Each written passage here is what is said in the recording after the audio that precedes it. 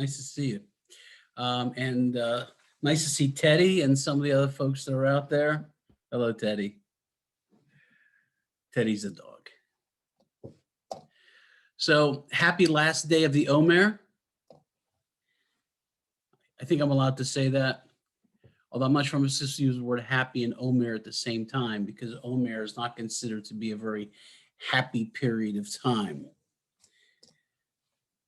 Which kind of gets me to the beginning of what I want to talk about tonight, which is the idea of sacred time and sacred space.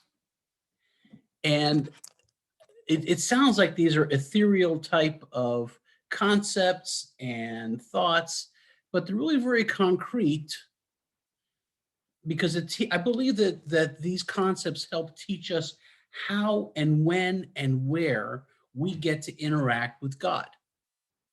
So let's take a moment and let's see if we can define what sacred space is first. I think sacred space is easier to understand.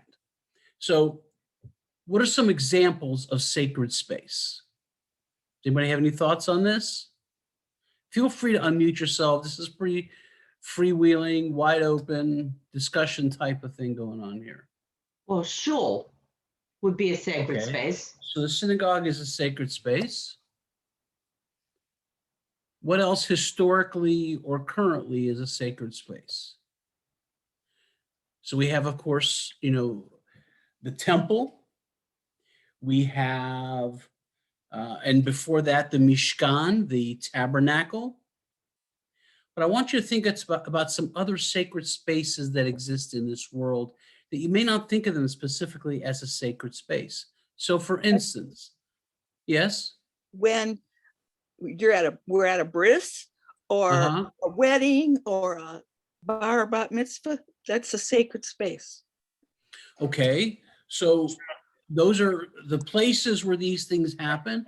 I like to think sometimes even of the chuppah, the bride and groom of the chuppah. Yes. And I think that's kind of what you're referring to as a very specific sacred space. I would tell you also that there are some places that we don't think about as sacred spaces because we don't spend a lot of time there. For instance, I would say that a Jewish cemetery is a sacred space. Some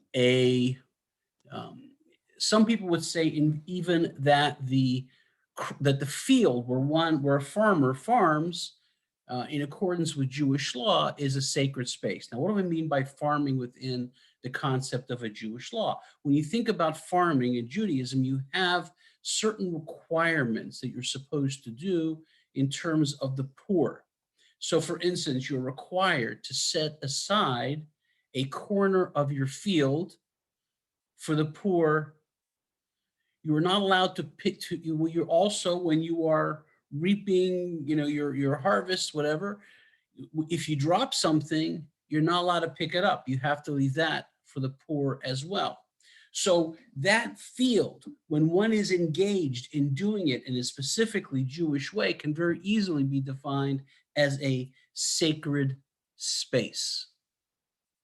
And when we talk about synagogue, everybody always thinks that there was this holy temple, which there was, okay. There was this holy temple that was destroyed in 70 AD, and then suddenly synagogues started to spring up. That's where the history of synagogues begins. And I'll tell you that's not true. I'll tell you that synagogues actually, as holy spaces, actually began during the time of the diaspora, when Jews were in exile in other countries, and even when they weren't in exile in other countries. The point was that what they did was they were building synagogues. Actually, the first synagogues that we know of were probably constructed in, of all places, Egypt. And then they ended up in other countries as well. And it's an interest, and the reason I bring it up, it's kind of interesting. There's a connection between the ancient synagogues and the current synagogues. And the biggest connection, of course, is that they found one of the first synagogues ever built. And on the wall of the synagogue was a list of all the people who donated money to build the synagogue. And I don't know how many of you go to synagogue, but anybody goes to a synagogue, you're going to find that exact same thing in almost every single synagogue that exists in the world. Orthodox, conservative, reform, doesn't matter. Okay, if you have a building, a permanent building, that's what you will see in the building. So sacred space is important because it reminds us that we know that we are in this space because we're there to do a very specific thing. However, if we're not in that space doing that thing, is the place still holy? So for instance, over the years, I've officiated at a few weddings. I was in a room, the Hall of Statues at the Carnegie Museum. And we put up a chuppah, it was a lovely wedding.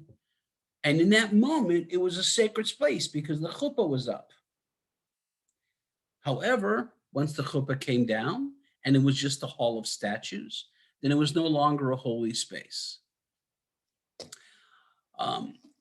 I would tell you that about a third of the Mishnah, about a third of the text of the Mishnah is devoted to the sacred space of the temple. All the things that are supposed to happen there, how the place is supposed to be built, what materials are used, etc. What's interesting about that, of course, is that the Mishnah was written probably, started to be composed about 130 years after the destruction of the temple.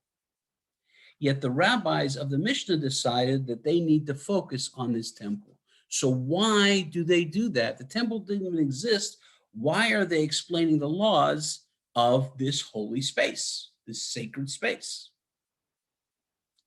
Well, there's several reasons. One of them, of course, is that there's always the desire to go back to this holy space. That's our wish. That's our desire. It's in all of our liturgy. Let's go back to Jerusalem. Let's go back and, if you, it's interesting. This is one of the areas in which there is some divergence amongst different movements of Judaism. There's a paragraph in the Amidah that begins with the words, Ritzei Adonai Eloheinu Amcha Yisrael, may it be your will, okay? Vashevet Havodah Lidvir Beitecha. So we want you to return our worship to the way it was, to Beitecha, to your house, Ve'ishei Yisrael, and the sacrifices of Israel. This is in the daily Amidah. However, I can tell you that in most conservative Sidurim, the words Ve'ishei Yisrael, and even some other further amendments are made, because how many of us actually wake up every morning and say, darn, I wish I could have made that sacrifice. I wish I could have brought an ox to the temple and sacrificed it and given the food to the Kohanim. Most of us don't think that way. And that's not real, but our liturgy says that that's what we think. So there's a little bit of a disconnect. But the point is that so much of our law, so much of our liturgy is still talking about the same sacred places. And it's important. So that's an important concept to think about for just a moment. By the way, is a place holy if the place itself is not being used for something holy? Can a place just be inherently holy?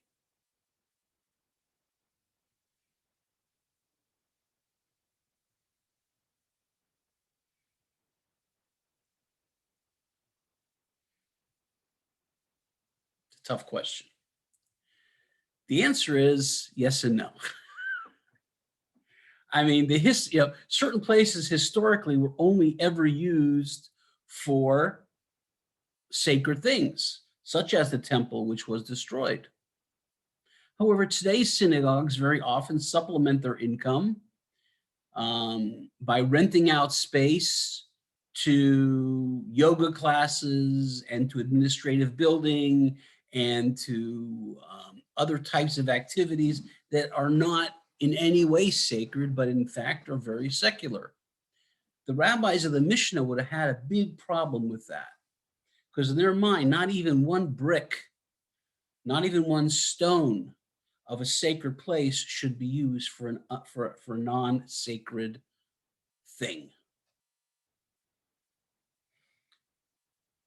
Yet today, things are a little different in many areas. So does the fact that secular things take place in the synagogue make the synagogue itself not sacred? I would say, as long as the predominant activity in the synagogue is still the use as a synagogue, as a place of prayer, as a place of worship. These places of prayer that have been around for probably for almost 2,500 years now, I would say that it's still a sacred place. A sacred place that rents out a room from, now and again. Not a big deal. Although some of the rabbis, the Mishnah, might disagree with me.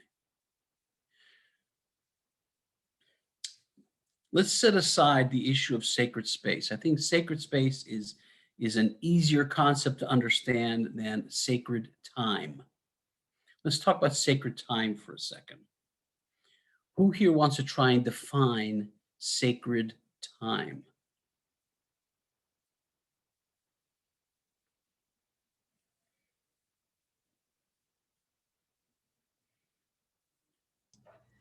Having a conversation with God and even your own home.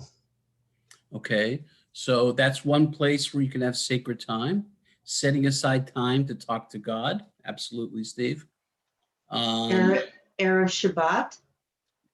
Okay, Shabbat. I mean, Yeah. of all the things, one of the greatest books of all the history of Judaism, I would say, by Abraham Joshua Heschel, called Shabbat, is one of the greatest treatises on the concept of sacred time. Anybody else have a thought on the concept of sacred time?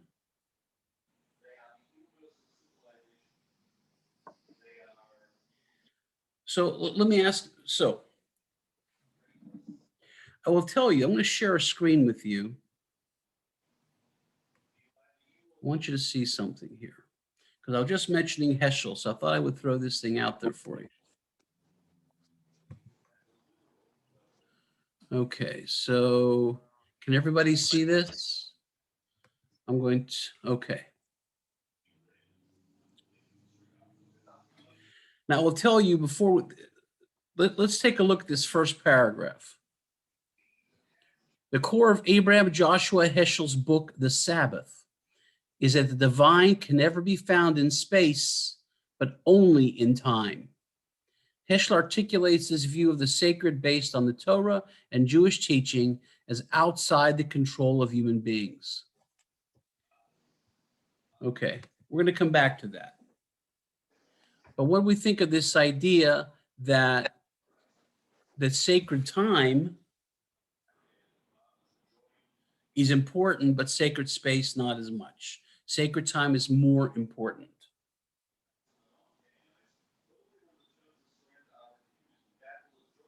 What makes time sacred? Bottom line. What makes it? What makes a moment? If I'm sitting on my couch right now instead of being in here, and I happen to be watching Saturday Night Live, or perhaps the end of the hockey game that was taking place between the Bruins and the Capitals this evening, that is not a holy time. That's not a sacred time. But if instead I had the TV off, and instead I'm reading this book by Heschel, then maybe I'm engaged in sacred time. We create sacred time. Each and every one of us creates sacred time. How much of our time is sacred and how much of our time is not is another issue. Eileen, did you have a question? I see your hand is up. Yes, I was just wondering, when maybe it would help to look at the definition of what is sacred, which is, in my mind, sacred is setting something or some place or some hour apart from everything else. Therefore, can you broaden the definition of sacred time and space to wherever we decide it is? Well, I would say that we create, okay, so I think the answer to that is yes. I think we create sacred time, but also, sacred time has been set aside for us to take advantage of. So for instance, the Shabbat is a sacred time. That's been set aside as a sacred time in the Torah. But is it sacred if we are not observing it? Is it sacred if we ourselves are not taking advantage of that time? If we don't engage in that time? Does Does a that tree- time stand by itself? When a tree falls in the forest. Well, but isn't, yeah, that's part of the discussion. But what I'm trying to say is that sacred time only becomes sacred when we engage in that moment. Right. Yes, of course. Yes. Okay. So we have to be there in one way or another. Now, different people observe Shabbat in different ways. And I'm certainly not here to say that if you don't do X, Y, or Z, you're not observing Shabbat. That's not my point here at all. My point is that if you are engaged in this holy activity in this time, then you have made it. Then you have either confirmed that something is holy, the stuff that's already been set aside for you, or you can create something that's holy, something that nobody ever thought would necessarily be holy. I'll give you an example. The first example of prayer in the Torah actually takes place with Abraham. The Torah says this something had happened and he was communicating with God, and it says that Abraham prayed. There was no Siddur. There were no set prayers in the time of Abraham. The Siddur didn't take place until thousands of years later. There was no scripture. There was no, now the rabbis, the Midrash might say that it already existed and Abraham already knew it, et cetera, et cetera. But what it really was a moment of spontaneous prayer.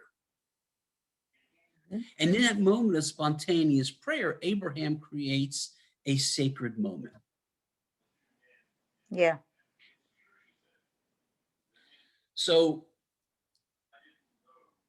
there are two ways to view sacred time, I think. That's why I didn't want to have just one definition.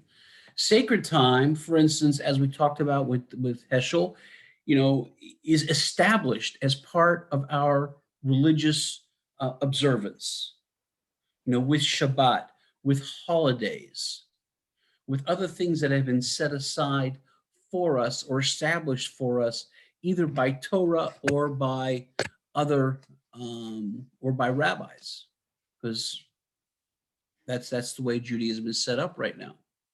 Or there is the time that we create for ourselves.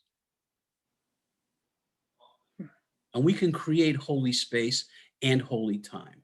That's the one thing that we have going for us as Jews, is we can create these sacred things, these sacred places, these sacred moments. Yeah. Okay. Mhm. And if we're able to keep that in mind, then what we get to do is we get to elevate ourselves and elevate our souls through our own efforts.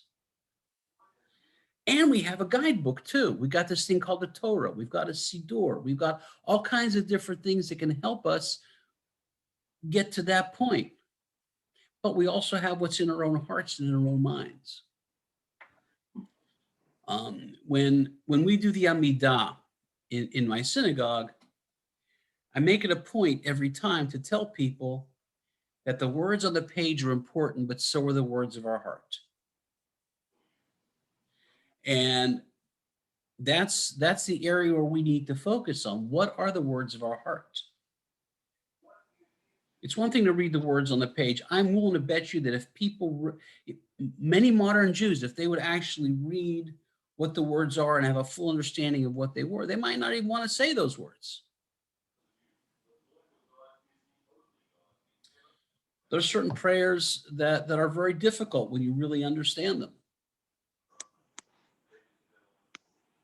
I'm not going to get into examples of that right now because somebody might get mad at me.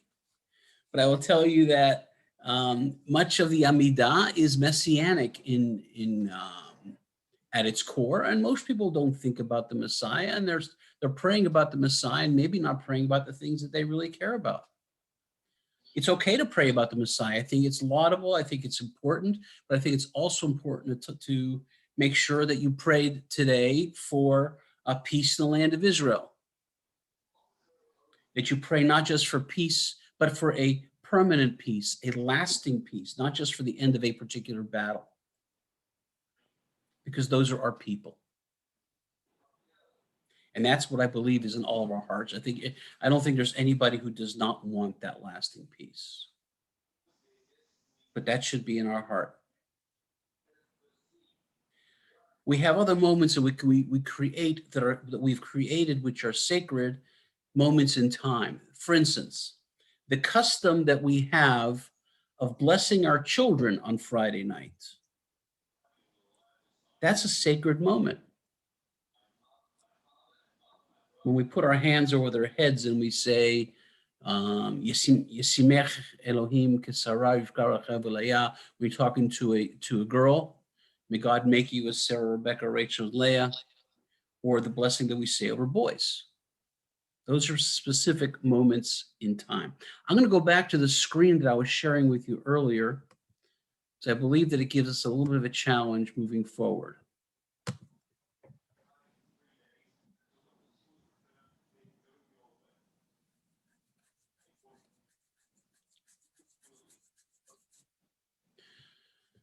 What's the difference for Heschel between time and space? First, time, says here, however, is beyond our reach, beyond our power. It belongs exclusively to God. He notes that our preference to locate God in the physical world rather than in history is, in a sense, to not acknowledge the sacred's overwhelming power. Let's see here. Somebody has a...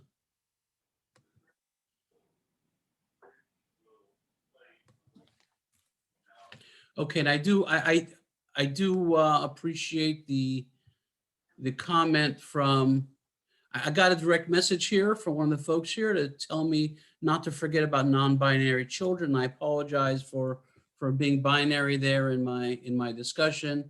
Not everyone is a boy or a girl, true. I would say that we bless our children, certainly each and every Friday night as part of our tradition. So thank you for reminding me of that.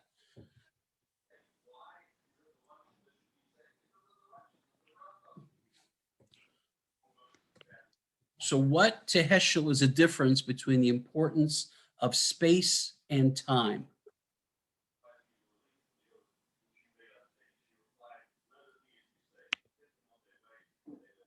The difference is we control space. We control the boundaries of our homes. We control the bricks that are in the building. We control the dimensions of the rooms. But time, we don't control at all. And that's why time is more powerful. Time belongs to God. And God has set this time along. God has set this time, this Shabbat, which is what Heschel's talking about here, aside for us. But I come back to my original question. Is this sacred time if I don't take advantage of it? You know, recently I've spent a lot of time with doctors. Doctor makes an appointment for me. I don't show up. Did I have an appointment? Did I get anything out of it? No, I wasted my time and I wasted the doctor's time.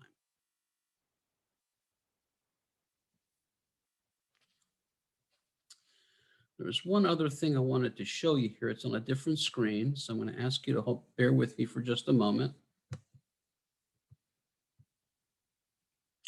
Where'd it go? Okay.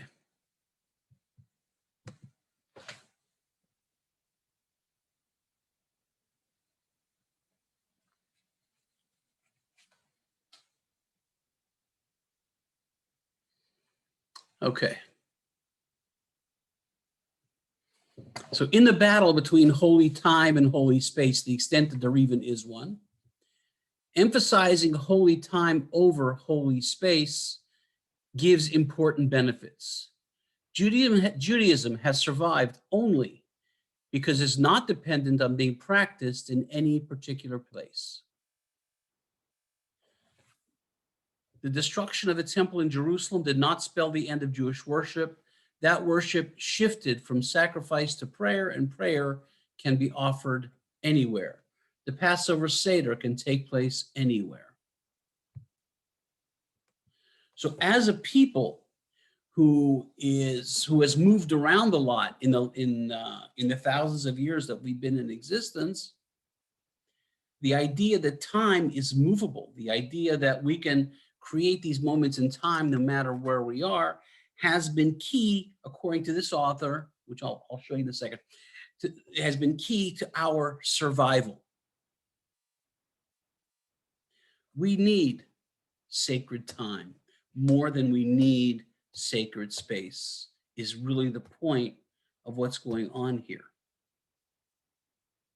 Can we have a service without a synagogue? Okay, and we may not want to. You know, we have many lovely synagogues, certainly here in the Pittsburgh area. But we also have, I don't know if you're aware of this, but we also have many synagogues that no longer exist. Adat Shalom, where I am the rabbi, is the product of the merger of three groups, two of which are now defunct synagogues. One of them is B'nai Israel from the East End, and the other was Beth Jacob in New Kensington. I've been at Adat for many years. One of the first things I did there was to gather up all the seventh graders and their families, all the bar mitzvah kids and their families. And we drove to B'nai Israel. And that B'nai Israel is no longer functioning as a synagogue, basically an empty building at that point. But there were many holy books there. Sidurim, there were a couple of scrolls, maybe a few talitot that were not able to be used anymore. We boxed them all up, and we had a caravan that went from B'nai Israel all the way to the B'nai Israel cemetery. We probably had about 15 cars full of stuff, of all the things that had been left behind in the move to the new building. We went to B'nai Israel cemetery where a hole had been dug specifically for the purpose of dealing with these books that were somewhat maybe torn, beat up, etc. Talitot that were no longer in use, scrolls that were defective. We buried them all. We put them in this holy space.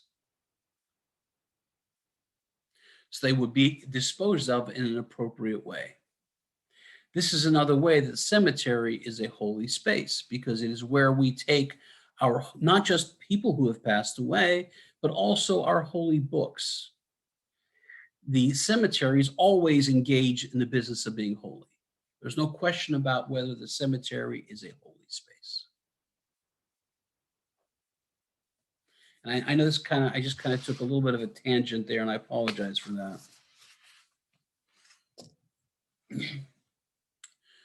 So why do we care about this concept of holy time and holy space? Why am I rambling here? What's the whole point of this discussion?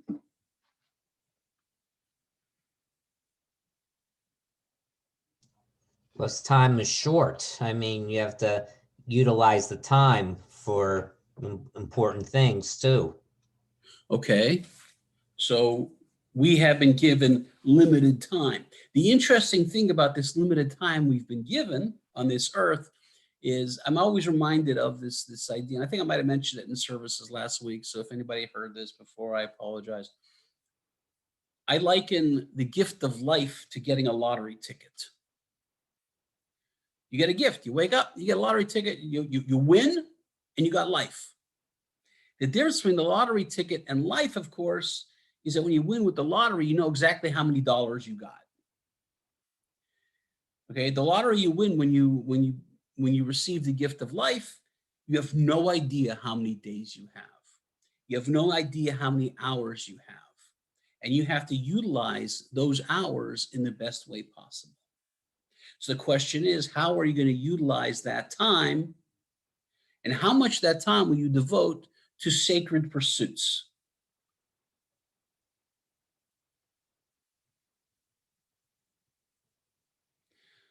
So it looks, are we frozen?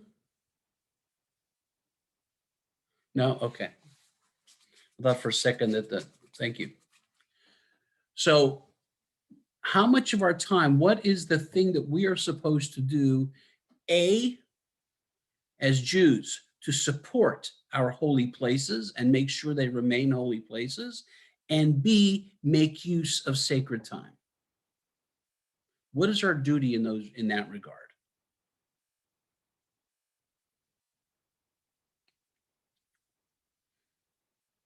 Any thoughts? I mean, I have plenty of thoughts, but nobody wants to hear me speak for an hour here. I don't think. I'm thinking, hello. Yes, thank you, Eleanor. Yeah. I'm thinking that sacred space, we support that by joining a temple, donating funds. Sacred time could be that we make the effort to say prayers during the day and think Okay. about God during the day, or do things for people. Okay, that's all very good.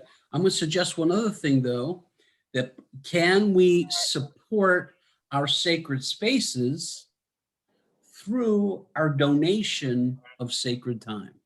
When we give of our time to our institutions, Mhm.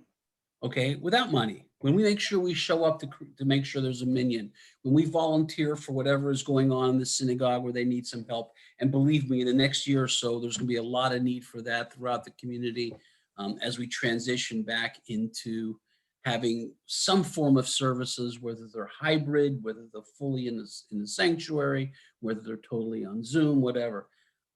The synagogues are going to need your help to make those things happen. So I think that donating some of your own time to your synagogue creates sacred time as well. And maybe So- just because I'm talking from the self-interest as one who's involved in the running of a synagogue. But yeah, so I think you're right, Elnora. I do.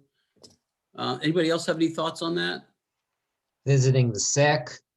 Visiting the sick, okay. That's certainly sacred time. That can take place anywhere. Mhm. Eileen? saw Oh, you I had just your- want, yeah, I just wanted to remind, tell you that I had shared an image on the chat, in the chat box that might be appropriate to this discussion. Okay, know if I you- don't think you I can- saw that. I'm looking in the chat. I don't see anything here from you. There's a link, not an image, I'm sorry, a link. There's a link there. I Yeah, have I don't see anything from you in here. I can reshare that if you'd like. Yeah, that'd be great. Thank you, Adam. Oh, I think because it was sent to Adam, yeah. Oh, okay. Oh, there we go. Okay. So let's see what this thing is here.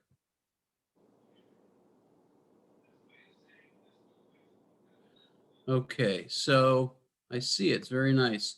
So is that something you created, Eileen? Yes, it's from my new book. It's called The Visual Amida, which is the prayers and an essence of blessings and prayers. And it just came out last year, and that is the Shema. Very cool. Let me see if I pull this up, maybe I can share the screen. I will tell you, for those of you unaware, Eileen is a very accomplished artist. For those of you who don't know her. All right, so let's see how You can I see where do. I think I wrote a note there. The Shema is an acronym for Shafrig, Mincha, and Erev. Oh, Adam's sharing the screen. Okay, thank you, Adam. All right, so yeah, that's lovely. I think that's let me see here. So I see the Shema. Can you explain what those two angels are doing there? Yeah, well, that's the motif above the Shema is sort of a DNA strand I see. created out of twigs, out of trees, and it's to signify the generations. And it's really complicated to go into here, but it's Okay. explained in the book. It's explained in the book. There's a whole narrative about Okay. it. Okay. That's Yeah. lovely. Thank you. Thanks for sharing that, Adam. Yeah, you're welcome. Okay. So this is just one more example of how you create sacred time or how you use sacred time is to create, you can create sacred images. Although some people will tell you they're creating, some Jews will tell you that we're not allowed to create images, but that's a whole other story for a whole other time, or certain images are allowed, certain images are not. So I want to go back to this one screen with you, and I'm sorry to be all over the place tonight. This is actually the first weekend that I'm actually doing a lot of stuff. Okay, so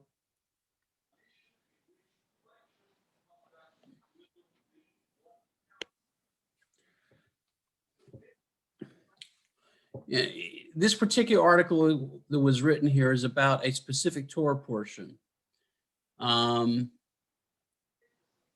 And the author here is talking about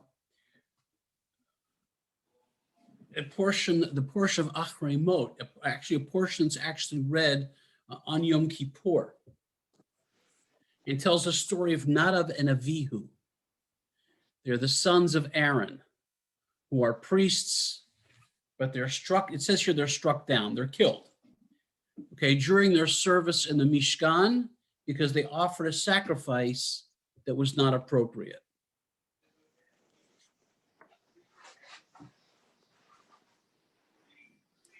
And of course, that sacrifice took place in the Mishkan. So here we learn that and the author goes on, and then we're going to take a look at Heschel one more time.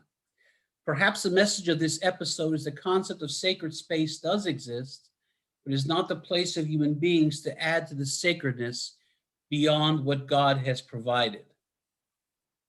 So these two guys made a sacrifice that for whatever reason was not appropriate. It was not a designated sacrifice. It was an extra. And if you follow along the Torah, you know that the Torah tells us we're not allowed to add or subtract from what God has commanded.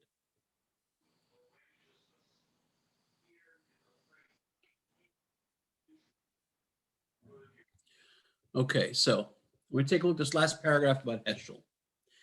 Heschel's view invites us to reconsider the importance of our work as creators of sacred space and its ultimate aim. When we create a place for people to meet, to be in communion with each other, we fashion space in which people can share time together in each other's presence. Through this sharing, potentially open a portal to the sacred. It is a door through which the Spirit might be received, even if we are alone, but present in the moment without distraction. And then finally, we might think of it as a vehicle that enables people of faith to move through shared time together and not necessarily just through space. So we keep going around this one concept, and I know maybe I'm beating it to death a little bit, but what I'm trying to point out, I'm trying to get us to think about is the relationship between time and space as Jews, and also how much are we willing to devote of ourselves to support these sacred spaces, and how much are we willing to do to create moments of sacred time. Now, each of you who's here tonight, in some way, I'm sure, has devoted some of their time to creating, some of their effort to creating a sacred time, even just by being here to engage in this little bit of study about the concept of sacredness and holiness.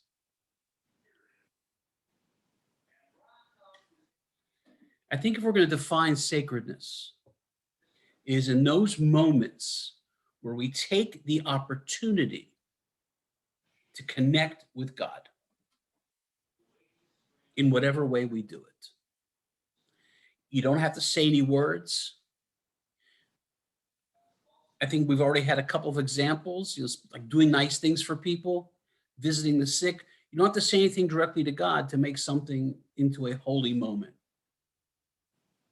When you sit at the bedside of a sick person and hold their hand, that's a sacred moment. The Torah, the Mishnah tells us that there are certain things that if you do them, there's no commandment of how much you need to do. So for instance, the helping the needy bride, helping the sick, all of these things, it doesn't matter how much you do, you've done a holy thing. And why do we care about measurements? Because in certain mitzvot we do in Judaism, you're supposed to do a certain amount. Like for instance, when you're sitting at the Passover Seder and you're going to eat a piece of matzah, you need to eat a certain size, a certain amount. You need to drink a certain amount of wine. But when you talk about acts of kindness, any act of kindness, no matter how big, no matter how small, is a sacred moment.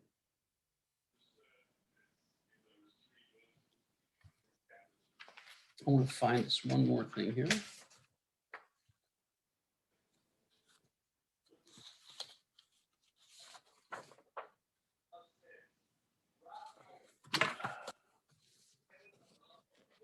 I apologize. Give me 1 second.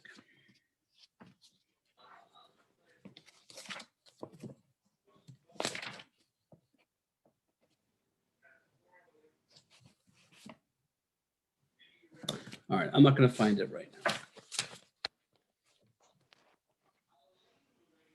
Okay, so I already asked you what we're going to do to create sacred space, sacred time. What I want to do is take a moment and think. I want everybody here to take a moment and think to yourself, what is the last moment of sacred time, other than being here tonight, the last moment of sacred time in which you were engaged?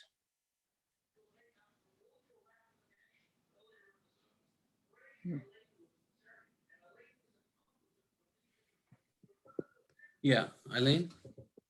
Oh, I just recently I had a commission to do a piece to commemorate the tragic death of a young person, and that, just doing that. As I was engaged in that, I mean, I just thought of nothing but the subject of that piece and all the ramifications of the events around it. And whether that's considered sacred time, space, I don't know, but I couldn't think of anything else. Okay. All right. Does anybody else have any thoughts? The last place they were involved in the use of sacred time? Yeah, the last time when I said my prayers this morning. Okay. Very nice.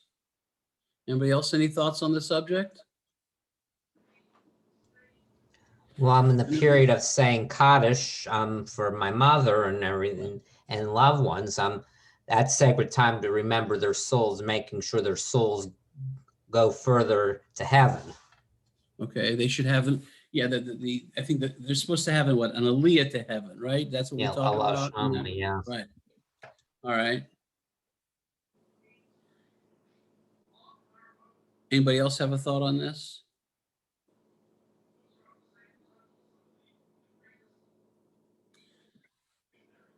So I'm going to tell you that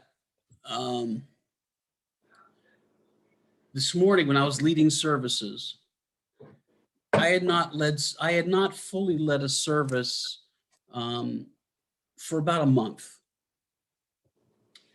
And last night it was not this morning, it was last night. And last night I led a service for the first time in about a month.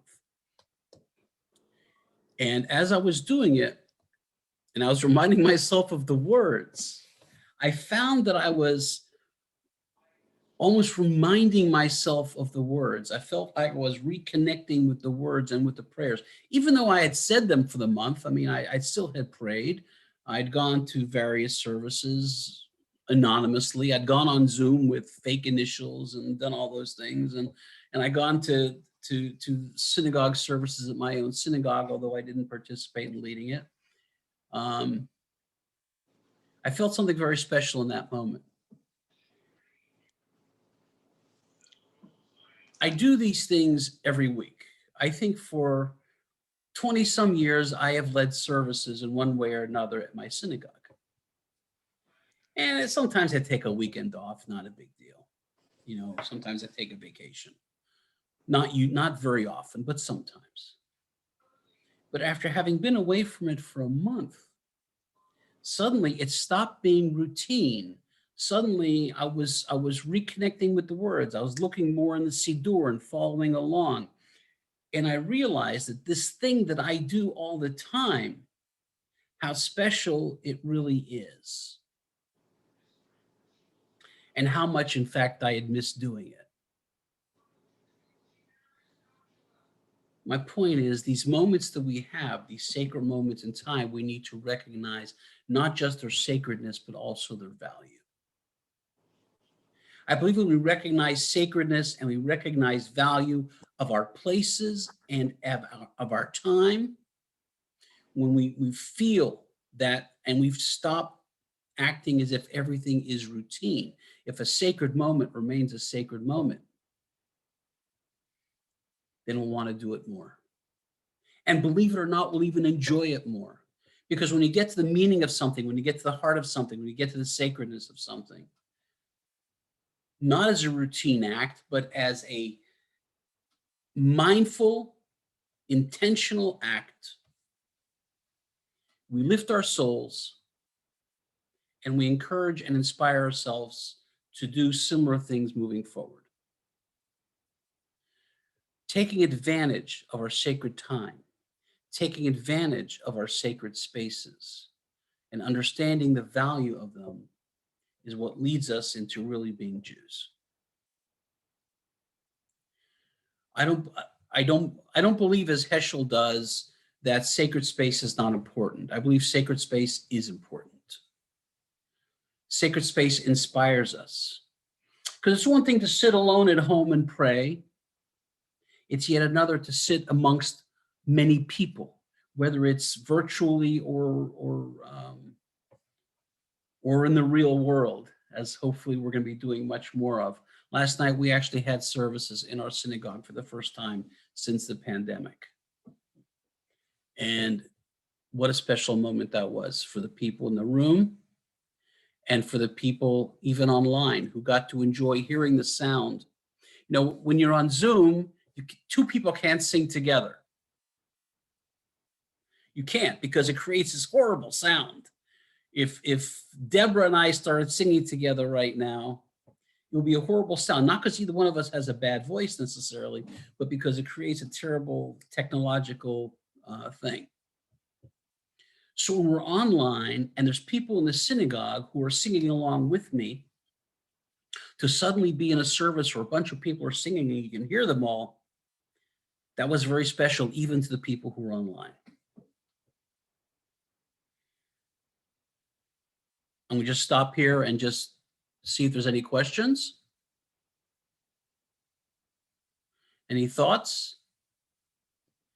Comments? Yeah, Deborah? In another talk I was at, the rabbi said that God only hears our prayers when we are in shul.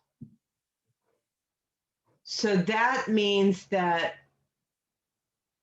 for sacred time of saying prayers, say our morning prayers, must coincide with the sacred space? I would say not to disagree with any other rabbi, because I'm sure it's a very learned person. But what I would say is the history of Judaism tells us that prayer can take place anywhere.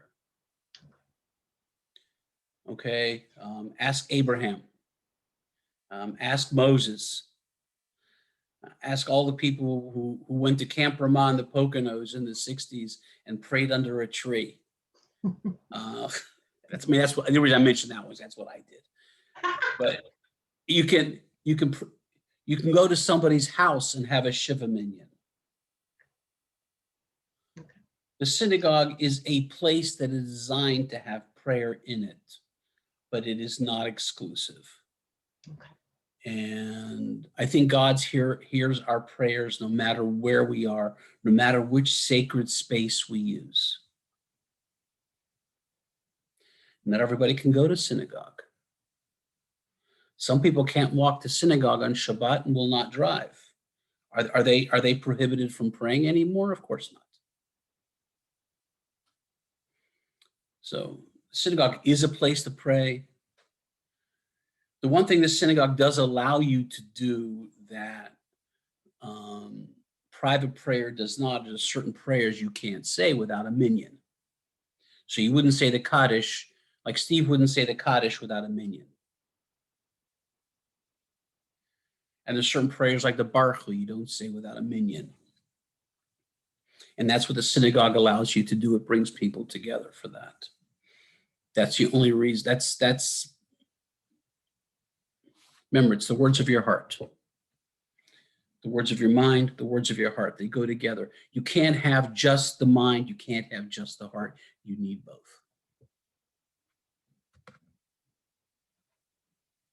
Okay, so I think we have reached I think this is where I'm supposed to finish up here. I want to thank you guys for hanging with me. When I looked at the lineup of those rabbis who were speaking this evening at midnight, I was surprised that anybody showed up to this talk, because I was pretty sure that everybody else would be at all the other ones. Thank you, Rabbi Lehr, and thank you everybody for joining on behalf of the Jewish Federation of Greater Pittsburgh and the whole Jewish community. Chag Sameach to everyone, and thank you so much for joining. Hag Thank you. Thank you, Sameach to Anna. you Thank too, you. Anna. Hag Sameach. Hag Hag Sameach, Sameach, everybody. everybody. Yasher Koach, Rabbi. Okay.